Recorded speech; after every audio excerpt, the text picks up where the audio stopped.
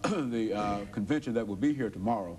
As the president of the your own state convention, what were some of the things that you had to consider over the last couple of years in terms of the planning and bringing these people to here, and the impact that this is going to have, you think, on the economy, not only of Jefferson Street, but throughout Nashville as well? Well, we had to look at this city and to see what the city would do for us to help us bring the convention here. It costs a lot of money for our state convention to bring the national. We had some help from the Chamber of Commerce.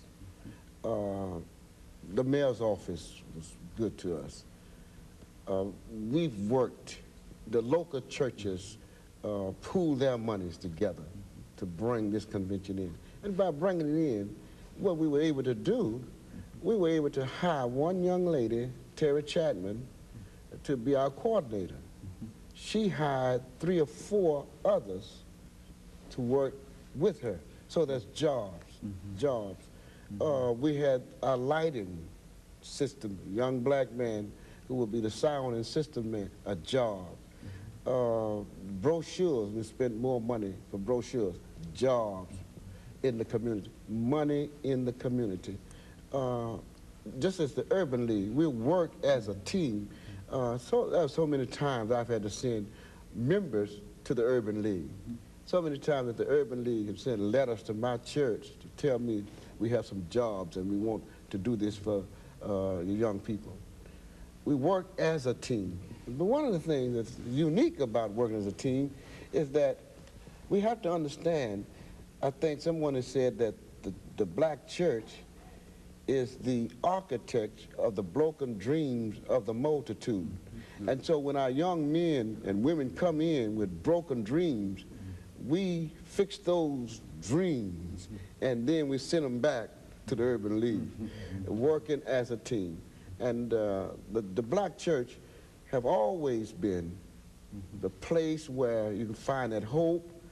You have all kinds of power. As you know, in the 60s, that's where you had your political power, and still have that power.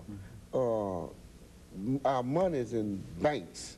If the average black church would take their money out of the banks for 1 month, we could make a difference in this city. Every Sunday morning, every Monday morning, we're putting money in banks. And if we knew the power that we had, we could shake Nashville.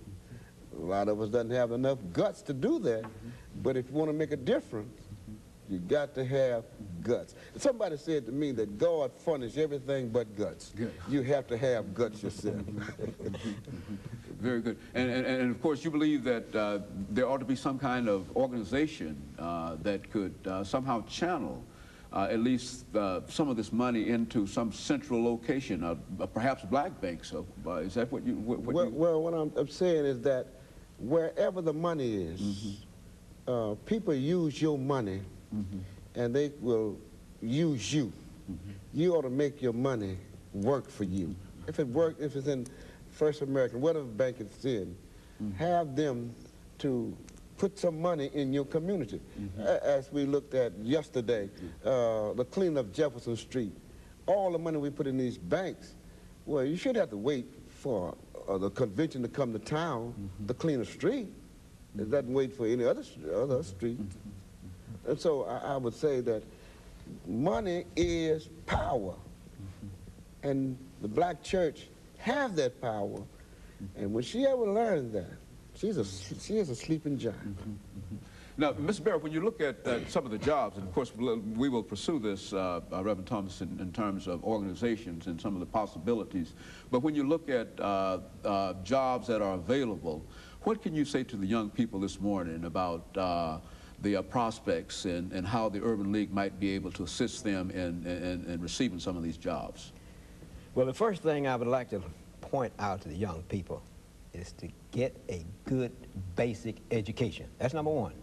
There's no shortcut to a good basic education.